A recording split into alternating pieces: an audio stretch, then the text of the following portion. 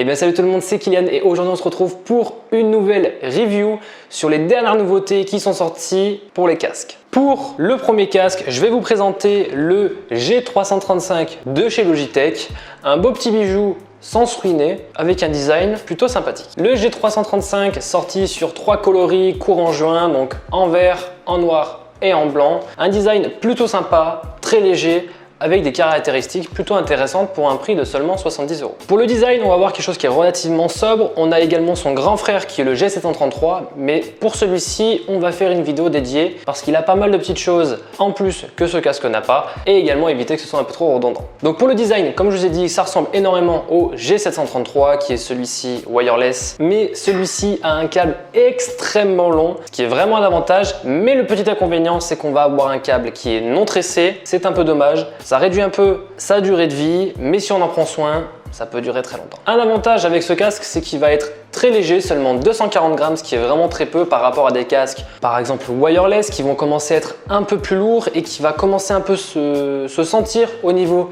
des cervicales, parce que plus on a de poids sur la tête, plus on force au niveau des cervicales, donc forcément, c'est un peu moins ouf. Et pour rajouter, ils vont aussi également faire la même chose que ce que SteelSeries ont pu proposer, ou bien même Roccat sur le Hello 7.1R, une petite lanière au niveau du crâne qui permettra d'éviter tout contact avec la matière principale du casque qui est le plastique parce qu'il est entièrement constitué de plastique, d'où son poids de seulement 240 grammes. Un micro non détachable, on va dire que c'est un peu le désavantage de celui-ci, mais lorsqu'on le remonte, le micro est automatiquement désactivé et ça c'est plutôt cool. Pour les oreillettes, on va avoir des coussinets en tissu à mémoire de forme, ce qui permet du coup d'envelopper l'oreille, d'avoir un réel confort que ce soit sur le dessus de la tête ou bien sur les côtés. Il ne sert pas trop, pas comme par exemple le Turtle Beach que j'ai pu présenter dans la vidéo que j'ai fait il y a 9 mois, où j'étais justement un peu moins fan parce que celui-ci compressait le crâne et c'est vrai que c'était pas forcément tip top. Il y a deux fonctionnalités majeures, ou bien même trois si on compte le fait que si on monte le micro, il se mute automatiquement, donc c'est vraiment un très bon point. La deuxième fonctionnalité qui est plutôt sympa, c'est qu'on va avoir du coup une petite molette qui permettra de changer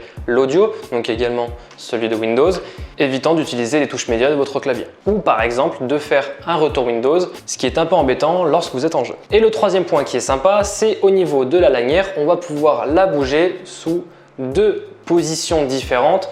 Une haute, ce qui permet de vraiment mettre un grand écart entre la lanière et la matière principale, et une un peu plus haute si vous avez un plus gros crâne. On va quand même pouvoir bouger au niveau de la hauteur avec les petits rebords réglables. Malheureusement, je trouve qu'ils bouge pas assez. Imaginons que quelqu'un a vraiment une tête un peu plus grosse.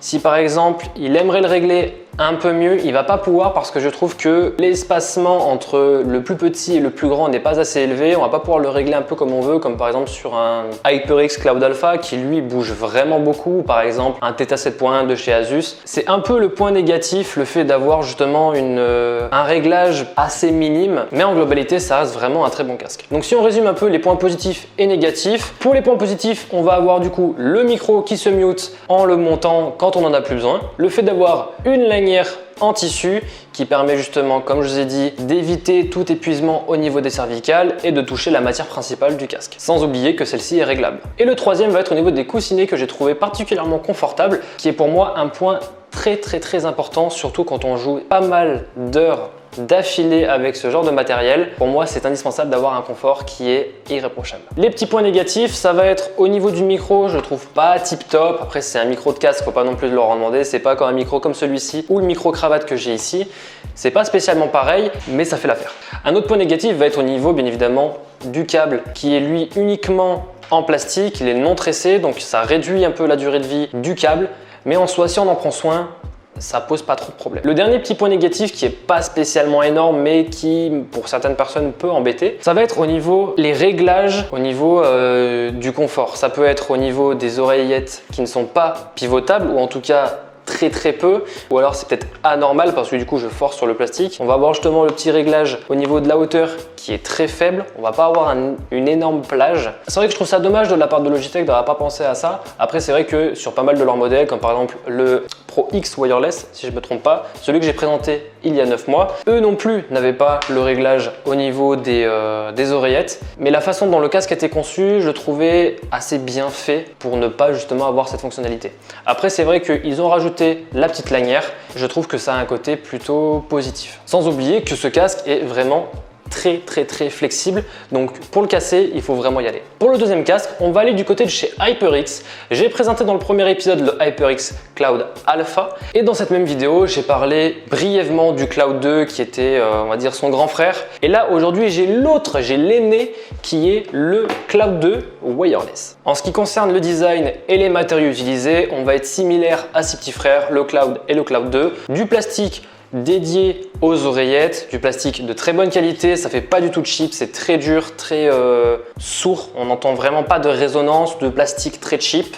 C'est vraiment un plastique très dur, des arceaux en aluminium qui garantit une certaine fiabilité et surtout de durabilité, si on peut dire ça comme ça. Du cuir avec du tissu tressé pour l'arceau au niveau de la tête et une mousse que j'ai trouvé particulièrement faible justement sur cet arceau, mais ça ne gêne pas l'utilisation. Pour les fonctionnalités de ce casque, sur l'oreillette gauche, on va avoir la plupart des boutons. Que ce soit le bouton on-off qui permet de l'allumer et de l'éteindre, le deuxième qui permet de couper le microphone, et sur les microphones, on va avoir une petite LED rouge quand le micro sera coupé. C'est plutôt un indicateur qui est plutôt sympa, que ce soit par exemple du côté de chez Asus ou sur le Theta et le Delta S y est également, ou par exemple du côté de chez SteelSeries pour tous les casques de la gamme Arctis. Pour la connectique, toujours du côté gauche, un USB-C et un USB-A pour le brancher sur une prise ou sur un PC pour pouvoir le recharger tout en jouant, et une prise jack 3.5 qui permettra de mettre le fameux micro détachable, celui-ci en aluminium et de bonne qualité, qu'on va pouvoir brancher assez facilement. Comme je vous ai dit, la petite LED rouge qui permet de nous signaler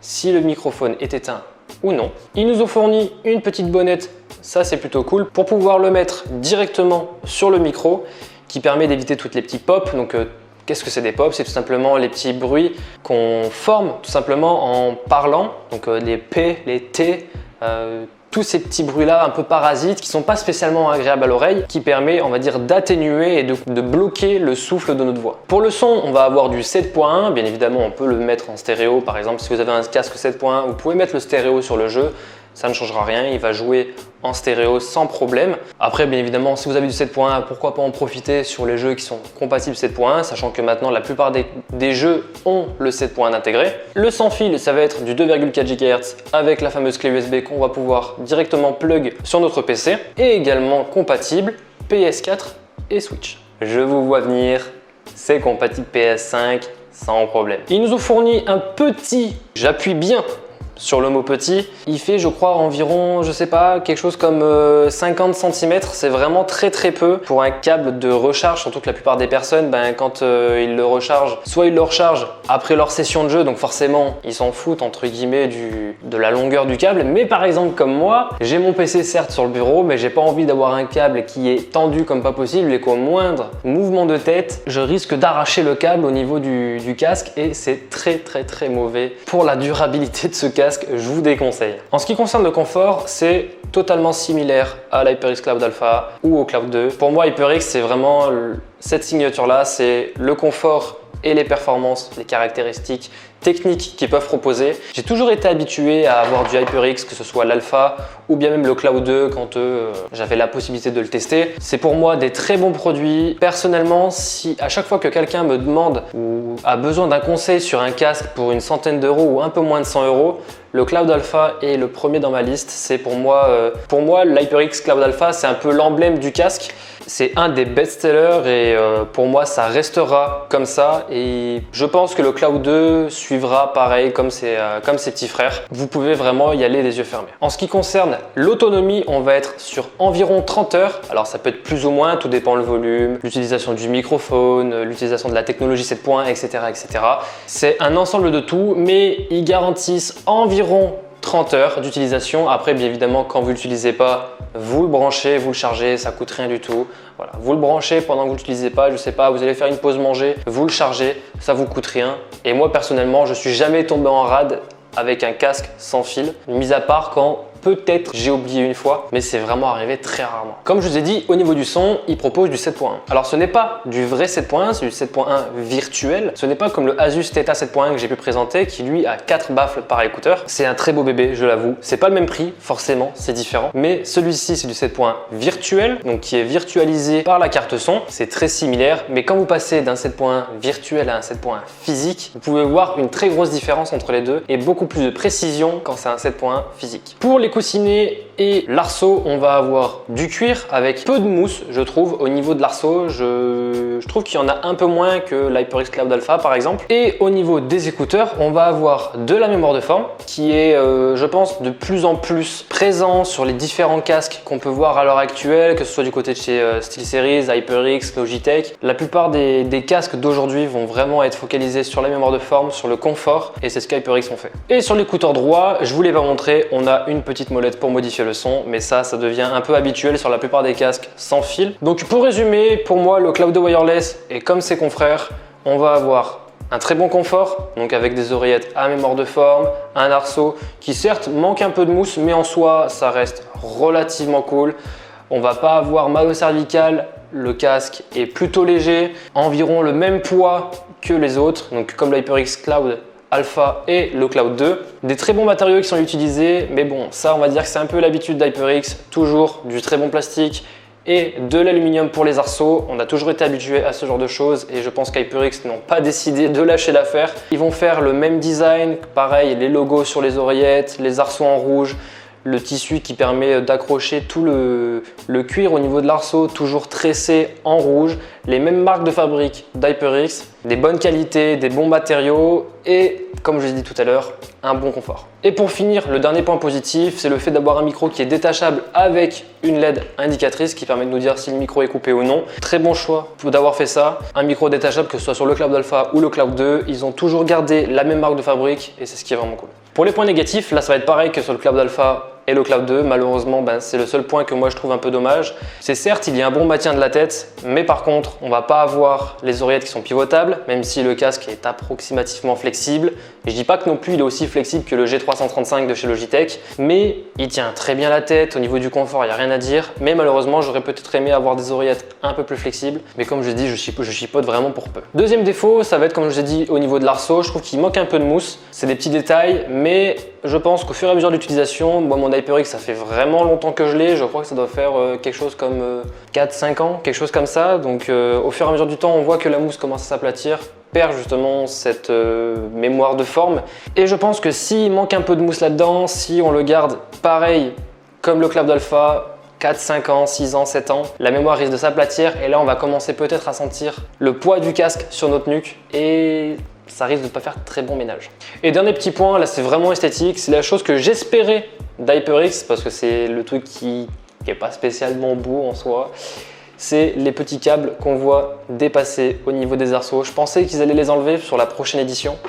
J'aurais aimé parce que bon, c'est un peu dommage d'avoir ce genre de câble sortir. Certes, ça fait un peu gamer, e-sport, etc. Et c'est vrai que bon, avec les armatures qu'ils peuvent avoir, c'est mieux qu'ils fassent sortir ces câbles, même s'ils sont très fins. C'est clair que s'ils avaient été énormes avec une gaine immense, forcément que là, j'aurais vraiment dit que c'était vraiment un point, même plus que négatif. C'est pas normal d'avoir ça. Là, c'est très fin, c'est tressé, il n'y a rien à dire. Mais bon, c'est quand même un petit point un peu négatif que j'aurais aimé qu'ils enlèvent. Pour la suite de ce top 5, je vous avais présenté il y a 9 mois de la part de Rode 4 le Hello 7.1R qui était un très bon casque avec un arceau et déjà du 7.1 Surround en virtuel toujours. Et aujourd'hui j'ai reçu le Syn Pro R de chez Rode 4, un casque sans fil avec un design plutôt marrant. Donc à première vue, quand j'ai eu ce casque, je me suis dit que le design était un peu différent des autres, je le trouvais plutôt cool, j'aimais bien un peu le concept d'avoir un peu les oreillettes un peu carrées, mais on va s'y pencher un peu plus après. Pour les matériaux utilisés, il va être entièrement fait de plastique, même sur les oreillettes, l'arceau et je crois, sans vous dire de bêtises, au niveau du maintien des écouteurs qui est eux aussi, je pense, en plastique. Après c'est compliqué, c'est peut-être un revêtement en plastique et qu'à l'intérieur c'est de l'aluminium. Pour les fonctionnalités du casque, on va avoir tout sur l'oreille gauche et une molette sur l'oreille droite. On a le bouton on-off forcément, si on a besoin d'allumer un casque sans fil, il faut forcément un bouton d'alimentation. Une petite connectique en USB-C, c'est bien parce que de plus en plus les marques mettent de l'USB-C sur leurs produits, que ce soit pour les souris, pour les recharger. Je parle de la part par exemple de SteelSeries qui eux ont mis en place ce genre de choses. Un micro détachable avec le petit trou sur le côté qu'on va pouvoir combler avec un espèce de capuchon.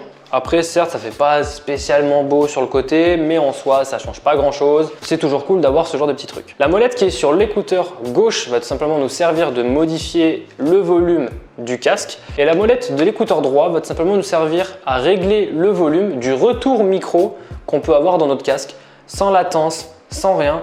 C'est un point plutôt positif. Quelque chose de sympa aussi au niveau du design, c'est qu'on va pouvoir mettre les écouteurs à plat pour pouvoir le poser justement à plat sur notre bureau, qui permettra aussi peut-être d'éviter d'acheter un support de casque. Mais au moins, c'est un petit truc sympa, avoir des écouteurs totalement pivotables, contrairement au Logitech et à l'HyperX qui permettra justement d'avoir un meilleur confort. Mais il y a un petit truc au niveau du confort qui me déçoit un petit peu de la part d'Euro 4, mais on va en parler juste après. Comme je l'ai dit tout à l'heure, au niveau des matériaux, il va être constitué entièrement de plastique et les oreillettes vont être en mousse relativement robuste. C'est pas une mousse très fine et un tissu un peu bas de gamme. Là, on va voir quelque chose qui retient quand même notre tête. Je trouve que les oreillettes sont un peu trop petites pour en tout cas une oreille de personne, on va dire, de taille normale. Moi, je trouve que ça touche un peu le lobe. On est obligé de bouger un peu le casque pour que l'oreille se mette bien dedans. Après, bon, c'est pas non plus hyper dérangeant. J'ai peut-être des grandes oreilles, mais c'est quelque chose quand même à souligner. Je préférais quand même vous le faire parvenir. Et comme je vous ai dit, au niveau du maintien, il y a deux petites choses qui me déçoivent un peu. Malheureusement, j'ai aimé, alors je sais pas si c'est malheureusement, mais j'ai aimé en fait l'arceau qu'ils avaient mis sur le Hello 7.R. Et là, sur le Syn Pro Air, ils en ont pas mis. Après, en soi, ça ne change rien. C'est quand même relativement confortable. Pareil pour les écouteurs. Ça, de ce côté-là, je n'ai rien à dire. Mais malheureusement, chose que moi, je fais énormément. Après, peut-être que là, bon, c'est peut-être juste moi qui ai ce problème-là ou je sais pas. C'est, imaginons, quelqu'un me parle à côté. Moi, ce que je fais, c'est que je mets légèrement, en fait, je décale mon oreillette pour pouvoir justement entendre la personne. Et je trouve qu'au niveau du maintien, en fait, le fait qu'il y ait justement ces oreillettes qui pivotent énormément, le fait voilà, juste le fait de dire non de la tête, ça fait pivoter en fait les oreillettes de ce sens-là et après le casque tombe. Je trouve ça un peu dommage d'avoir justement des oreillettes peut-être un peu trop fluides, je sais pas, mais en tout cas quand ouais, en fait, je le fais très doucement parce que justement j'évite de trop bouger pour pouvoir justement le faire tomber. Mais je sens que voilà, peu importe ce que je fais, on sent qu'il y a un mauvais support. Je sais pas s'ils ont mal fait, mal conçu le produit au niveau de la sensation et surtout du maintien au niveau du crâne. Mais par exemple, si on dit non de la tête, peu importe ce que je fais comme mouvement ou quoi que ce soit, au moins je vous le montre, vous avez un produit qui est entièrement transparent pour vous et ça je trouve que c'est plutôt cool. Donc pour en revenir au confort, c'est vrai que c'est un peu dommage parce que bon souvent je sais pas, je tourne la tête pour regarder le chat ou des choses comme ça quand je suis en live bien évidemment. C'est pour moi quelque chose qui est pas tip top en tout cas pour ce genre de produit. Pour tout ce qui concerne la connectivité, on va avoir une clé USB qui va se mettre directement dans notre PC en USB type A, mais par exemple si tu as envie de l'utiliser, alors ça c'est encore à essayer parce que je pense que c'est possible, mais si par exemple tu as tous tes ports en façade qui sont totalement utilisés et qu'il te reste un port type C, tu as la possibilité avec l'adaptateur qui est fourni, tu mets l'adaptateur dans ton PC et la clé USB dans l'adaptateur, tu vas pouvoir le connecter à vérifier si par exemple on peut le mettre sur Switch. Autre petit avantage comme le Logitech, le micro qui est détachable, bon pas comme Logitech, mais on va pouvoir le mute en montant le micro. Je trouve ça vraiment cool qu'il y ait ce genre de technologie, en tout cas que cette technologie existe, parce que c'est vraiment cool, ça permet d'éviter une macro toute bête sur notre clavier ou par exemple de déplacer notre souris pour aller nous mute, etc.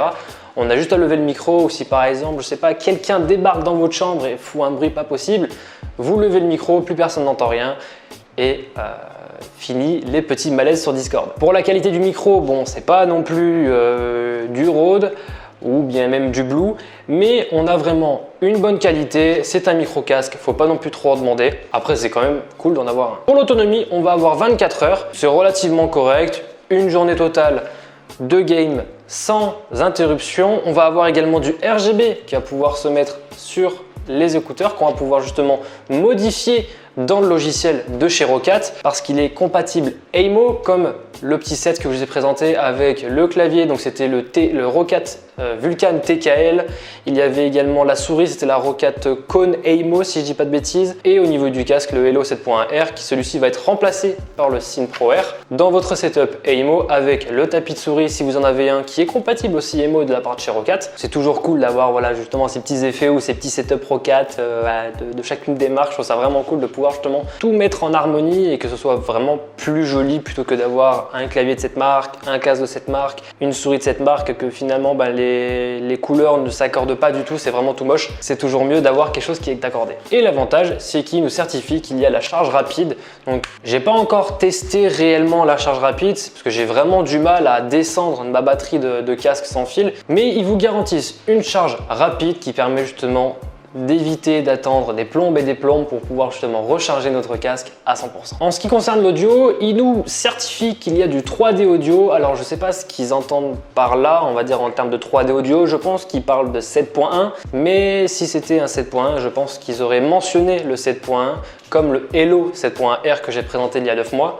Est-ce que du 7.1, je ne sais pas, j'ai pas trouvé l'information, mais en tout cas, c'est un très bon casque, je l'ai testé pendant pas mal de temps. Malheureusement, il y a quelques points qui m'ont un peu déçu. Et pour la charge, j'ai oublié de vous le dire, mais on a un câble qui est entièrement tressé d'environ 1 mètre, 1 mètre 50. J'arrive pas trop à me décider au niveau de la longueur.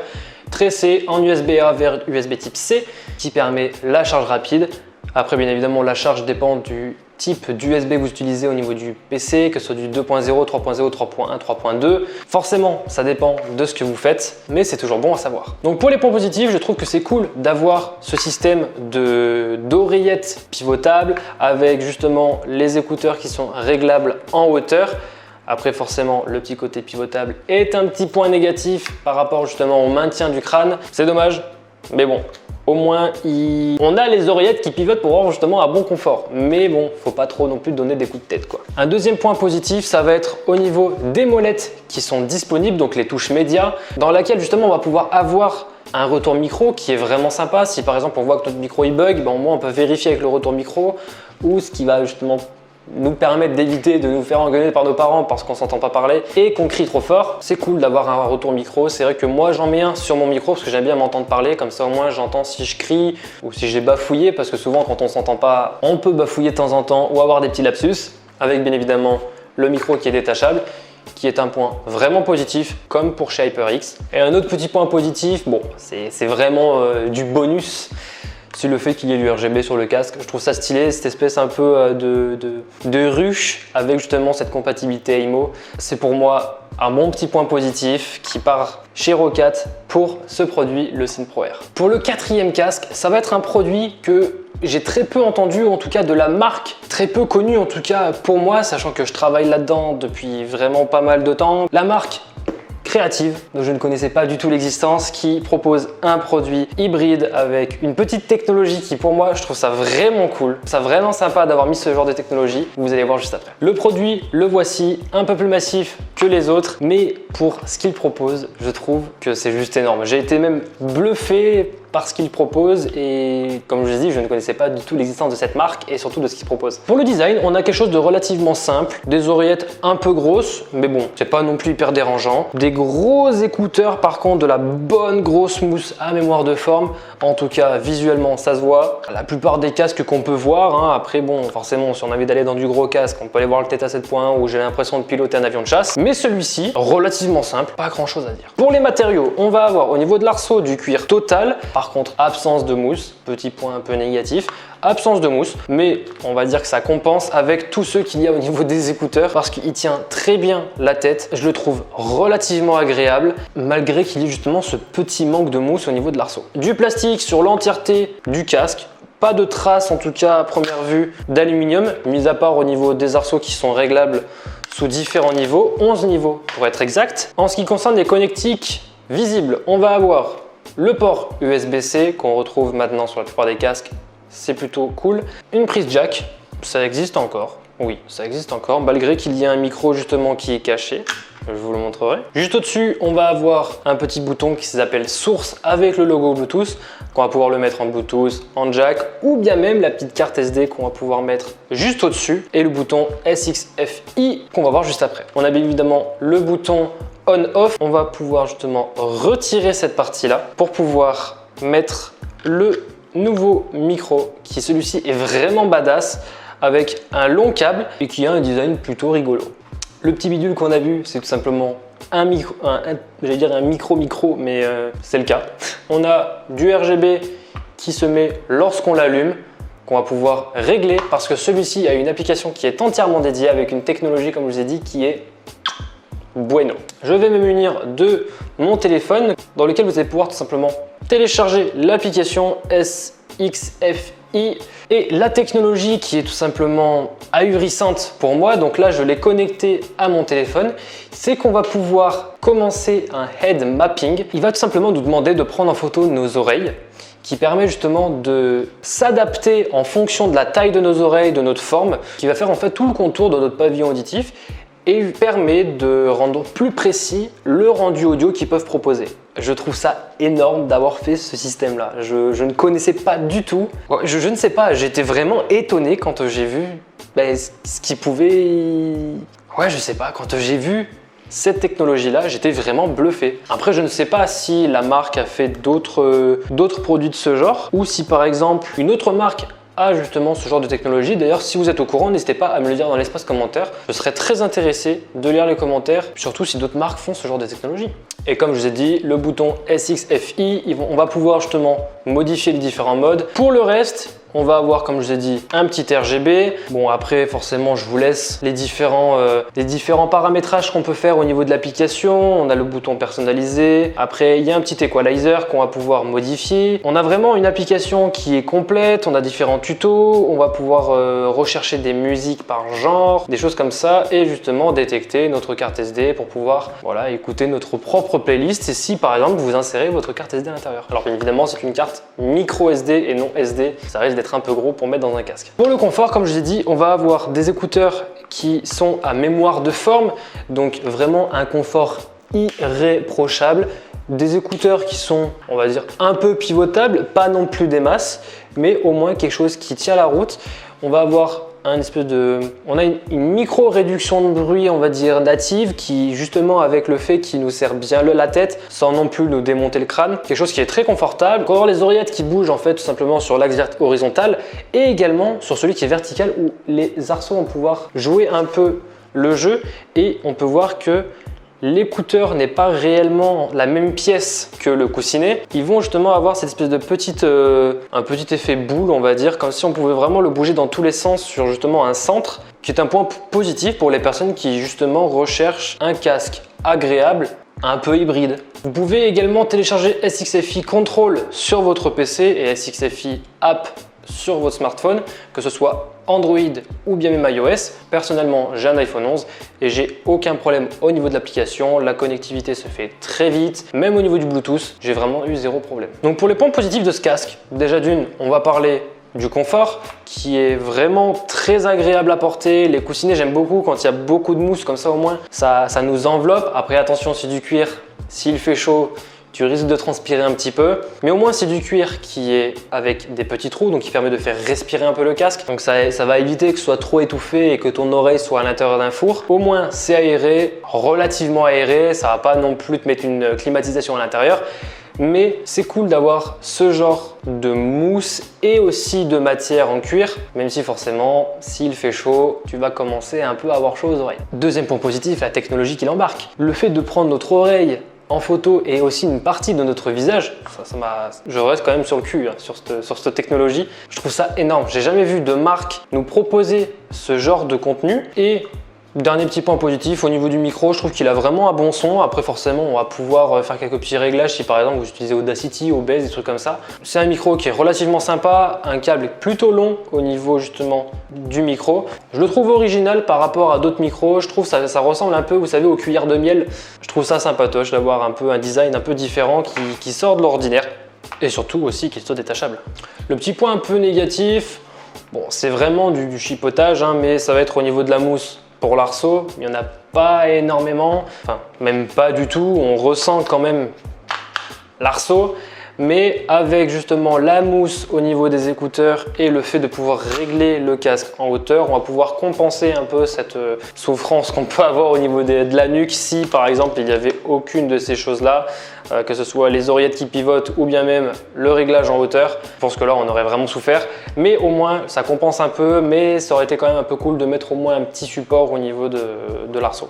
Allez, un petit dernier point un peu négatif. Personnellement, pour un casque, certes, il est hybride, c'est un peu le but, mais pour moi, un casque gamer, on a du mal à voir, surtout en ce moment, un port micro SD et une prise jack. Après, c'est forcément quelque chose en plus qu'ils ont pu vous mettre, donc forcément, c'est que du bénéf. Mais moi, personnellement, je suis un peu moins fan de ce genre de choses.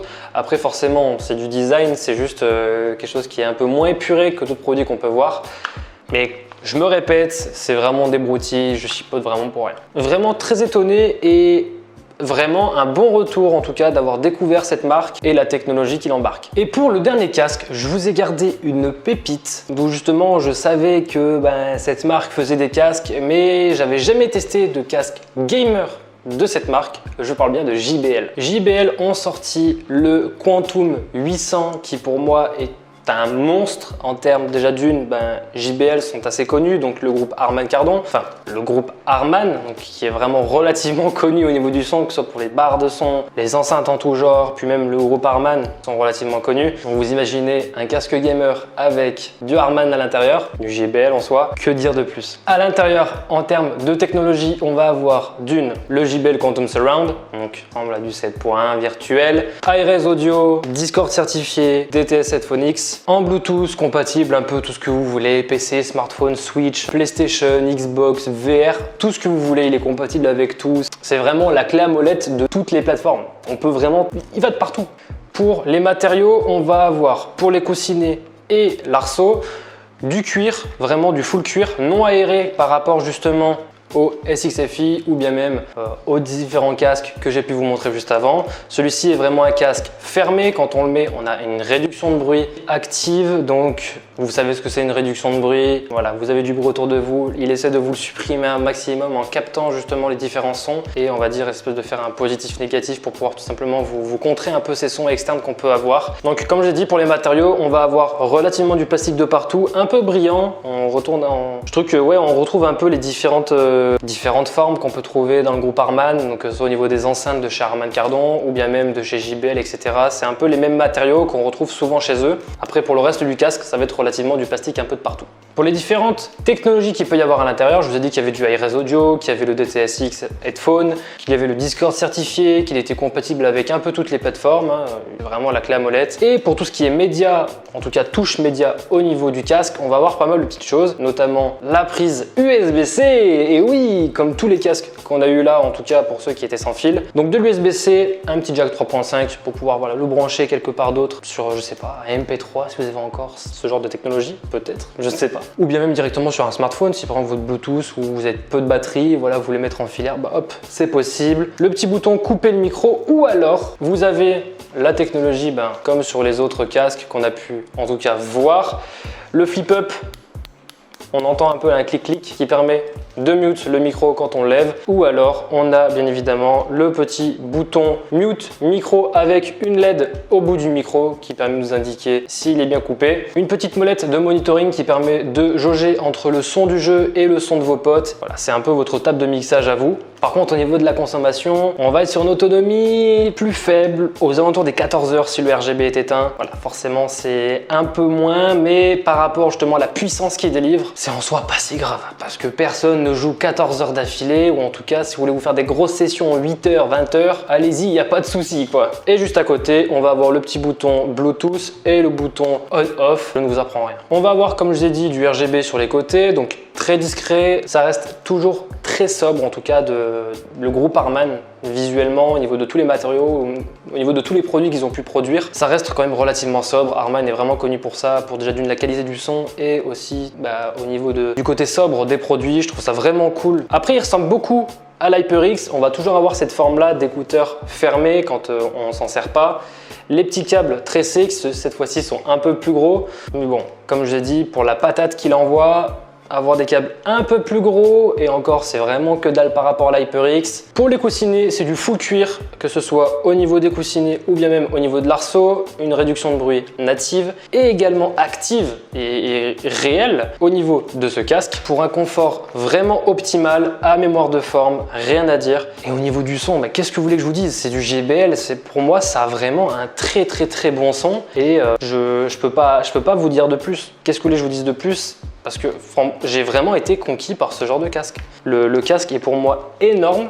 Il est vraiment énorme, c'est vraiment un produit de ouf. Après, j'aurais aimé quand même que la bonnette tienne un peu plus. Elle s'enlève très facilement. Après, forcément, si vous jouez avec, pas non plus le but. Un petit filtre anti-pop intégré, c'est toujours cool à avoir pour éviter les petits sons, les petits peu qui vont partir et qui vont être pas très agréables à entendre. Donc en globalité, ce casque est vraiment excellent. On va avoir un son qui est juste miraculeux. Enfin, en tout cas pour moi, je suis pas non plus audiophile, mais j'ai vraiment kiffé le son. Il envoie vraiment de la patate. Le Hi-Res Audio, c'est kiffant quand on joue par exemple à du Apex Legends qui est compatible à Hi-Res Audio. On entend vraiment tout ce qui peut se passer. On entend limite les mouches péter. C'est un truc de fou. Pour le confort, toujours rien à dire. Pour moi, c'est un peu comme du HyperX, sauf que là, cette fois-ci, tout est pivotable de partout. On va vraiment avoir un confort de fou. Après, en ce qui concerne les points faibles, malheureusement, il faut en avoir. Une petite autonomie un peu plus faible que la plupart des casques sans fil qu'on a pu voir. Après, forcément, avec ce qu'il envoie, c'est tout à fait logique. Un autre point positif, le fait qu'il y ait le noise cancelling, c'est quelque chose qu'on rajoute à un casque qui, pour moi, ajoute une plus-value. C'est comme par exemple l'Asus ROG Strix Go en Bluetooth qui est lui,